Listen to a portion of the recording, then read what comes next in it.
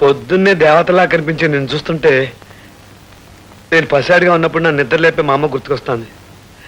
మా అమ్మలాగే నువ్వు కూడా మహాలక్ష్మిలా ఉన్నావు.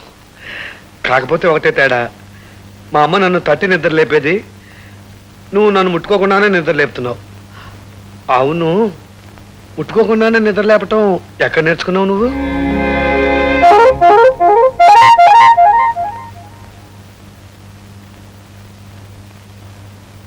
ఏమోయ్ కోడల పిల్ల, నిన్ను ఎన్నిసార్లు పిలవాలి, ఎంత గట్టిగా పిలవాలి? పిలిచి పిలిచి నా నోరు పడిపోయిందనుకో. ముసలాయన తెల్లారుదామని పొలానికి వెళ్ళాడు. ఆయనకి పనేడుతో టిఫిన్ ఏమన్నా పంపించావా? మీ అబ్బాయి గారికి ఇప్పుడే కాఫీ ఇచ్చేస్తున్నానండి. ఇదిగో ఇప్పుడే పంపిస్తాను. ఆ కుంటి వెతవ కాఫీ కాస్త ఆలస్యమైనా పర్వాలేదు. ఆడికేం పని ఆ పాట. ముందు మా అల్లుడు గారిని లేపి కాఫీ ఇవ్వు.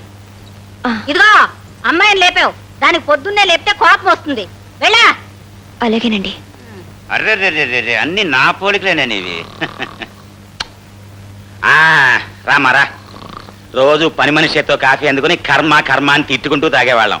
ఇప్పటికి నీ చేత్తో తాగే అదృష్టం పట్టింది. ఓహా, మా ఆవిడని చూసావా?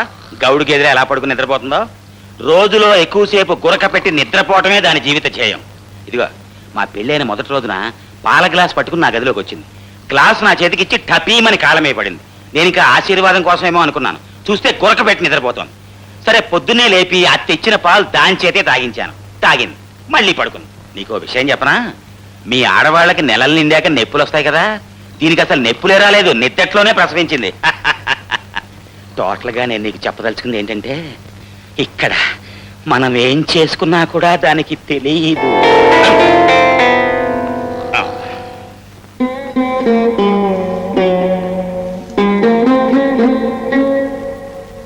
గోదారి గట్టుంది, గట్టు కింద చిచి గట్టు మీద చెట్టుంది, చెట్టు కొమ్మన పిట్టుంది, పిట్ట మనసులో ఏముంది? ఓ ఏంటమ్మో తల్లి, అప్పుడే సామాన్లు సొట్ల బాగొట్టే దాకా వచ్చావే? అయ్యి మీ నాన్న పంపించిన సారే సామాన్లు కాదు. పుట్టింటి దగ్గర నుంచి ఒక కంచమో గ్లాసో తెచ్చుకుంటే తెలుస్తుంది పాత్రల విలువ. ఒళ్ళు దగ్గర పెట్టుకుంటామో.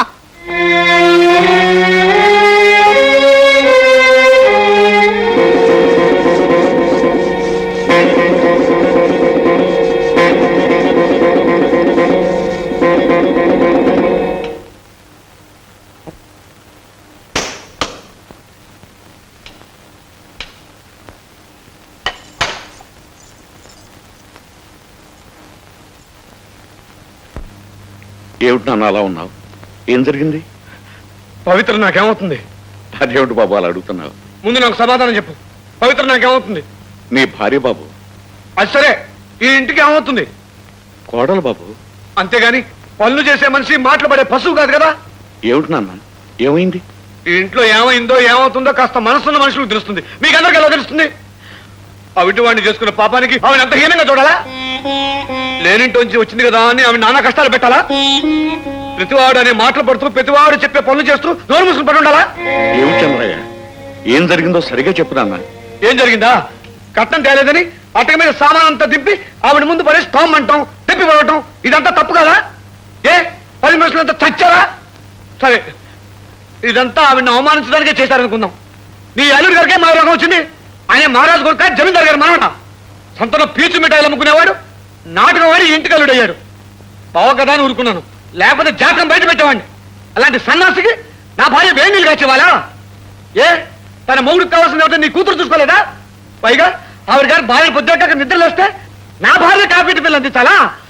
ఇదిగో ఇప్పుడే చెబుతున్నాను, మీరందరూ నా భార్యను మర్యాదగా చూస్తారా? సరే సరే, లేదా ఇప్పుడే ఈ క్షణమే నేను బయటకు వెళ్ళిపోతాం. ఉన్న ఒక్క చేత్తో కష్టపడి నా భార్యకు గంజి వెతుకులు పెట్టైనా పోషించుకోగలను. ఏమనుకుంటున్నారో ఏమిటో? నాన్న చంద్రయ్య, అవేం మాట్లాయ్యా?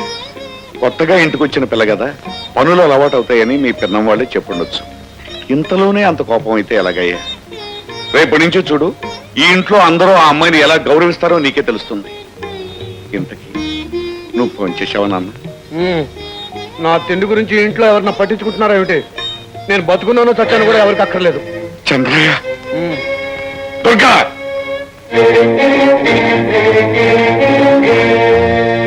ఏమే దుర్గా, అబ్బాయి అన్నం తిన్నాడా లేదా అన్న ఆలోచన ఎవరికి అక్కర్లేదా? ఆయన ఎవరో భోజనానికి పిలవలేదట. అయ్యో, అబ్బాయి అన్నం తినలేదన్న సంగతే నాకు తెలియదండి. కోళ్ళు ఉంది కదా వడ్డించే ఉంటుంది అనుకున్నాను. ఏమ్మా మీ ఆయనకు అన్నం పెట్లా? ఏమిటి మా ముద్దుల బావ బంగారు కొండ అన్నమే తినలేదా? అయ్యయ్యో ఎంత ఘోరం, ఎంత అపచారం. అత్తగారు, మీరు అత్తగారు కాబట్టి బతికిపోయారు, లేకపోతే ఏం చేసేవాడో నాకే తెలియదు. అన్నమే తినలేదా? నిద్రమోహమా, మీ అన్నయ్య అన్నమే తినలేదా? సంగతి పట్టించుకోవే. అయ్యయ్యో అన్నమే తినలేదా? బావగారు మీరేం బాధపడద్దు, మీకు స్వయంగా నేను వడ్డిస్తాను. అన్నమే తినలేదా? రండి బావగారు రండి, ఆశీనులు కండి, సరిగ్గా ఆశీనులు కండి. పాపం చాలా ఆకలి మీద ఉన్నారనుకుంటాను. అన్నట్టు చేయి కడుక్కున్నారా? చిచి, మీది అమృత హస్తం, కడుక్కోవలసిన అవసరమే లేదు. మా అమ్మా నాన్న ఆనాడే చెప్పారు నాకు, ఒరే వెధవా ఇల్లరిక పలుడుగా వెళ్ళొద్దురా అని. వినిపించుకోలేదు, ఇక్కడ పని మనిషిగా మిగిలిపోయాను. మామగారు మీరు ఇద్దరు ఆడపిల్లల్ని కనాల్సింది. అదేమిటల్లుడు గారు, ఇద్దరు పని మనుషులు దొరికేవారు మీకు. తినండి బావగారు తినండి. నా భార్య ఇంకా భోంచలేదు, తను నాతో పాటు తింటుంది. దానికి ఏం చేయమంటారు మమ్మల్ని? పోనీ నేను బయటికి పోనా? అలాగే మరి వీరు మీ కన్న తండ్రి. ఎవరు ఇక్కడ ఉంటాను వెళ్ళలేదు, అందరు వెళ్ళండి. మామగారు మనం చెట్లమ్మటా పుట్లమ్మటా తిరిగొద్దాం, వారి భోజనం అయ్యే వరకు రండి. చిన్నప్పటి నుంచి ఇంతే, అనుకున్న పని జరిగి తీరాల్సింది. పదండి, అన్నీ మా నాన్న బుద్ధులే.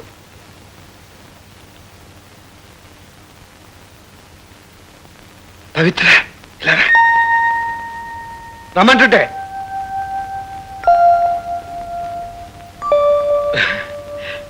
ఎందుకలా భయపడుతున్నావు? నువ్వు ఇంటికి రానివి, కాలు మీద కాలేసి కూర్చో. కూర్చో.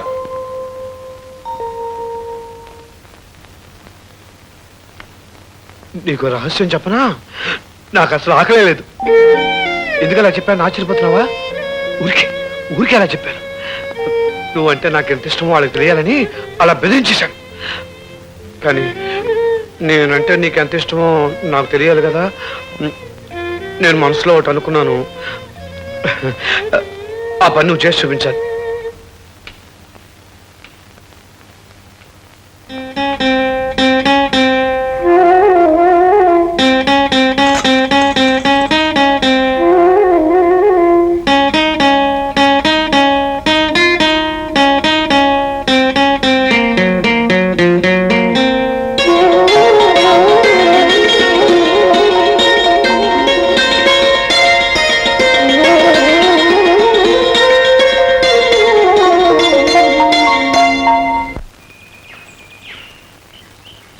రంగనా, పాలు తీయడం అయిందా? అయిందమ్మగారు. పెద్దమ్మా,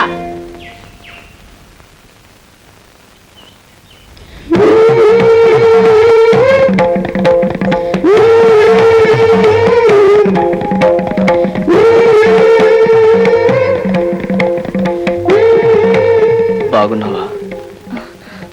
ఒకసారి నీతో మాట్లాడాలి. అలా చెరువు గట్టు దగ్గర రాగలవా? నేనొచ్చింది నీ సంతోషాన్ని పాడు చేయడానికి కాదు, నా సందేహాన్ని తీర్చుకోవడానికి. నిన్ను పవిత్ర పవిత్ర ఎవరైనా? మాది పక్క ఊరేనండి. నేను ఒక పావురైన ప్రేమగా పెంచాను. పని మీద పట్నం వెళ్ళొచ్చేసరికి అది నా గూడొదులు పెట్టి వెళ్ళిపోయింది. దాన్ని వెతుక్కుంటూ వెళుతుంటే దాన్ని గొంతు వినపడి ఇక్కడుందేమోనని వచ్చాను. అబ్బా, దాని గొంతు గుర్తుపట్టేంత మచ్చిక చేసుకున్నారనమాట. నాకు పావురాలంటే చాలా ఇష్టం అండి, నేను పెంచుతున్నాను. అదిగో మా పావురాలు, దాంట్లో మీ పావురం ఉందని చూద్దరు కదా. రండి రండి.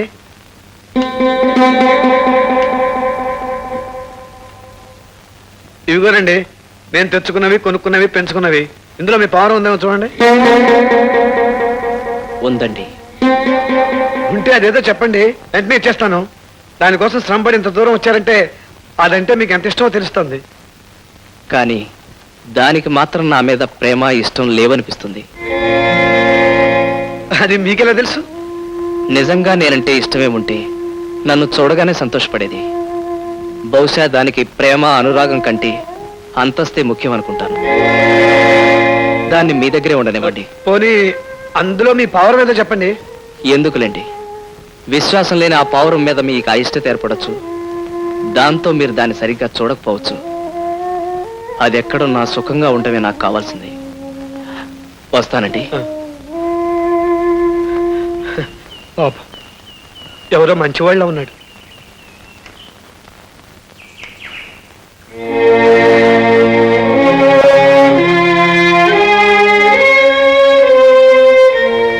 పవిత్ర కాఫీ పట్టరా.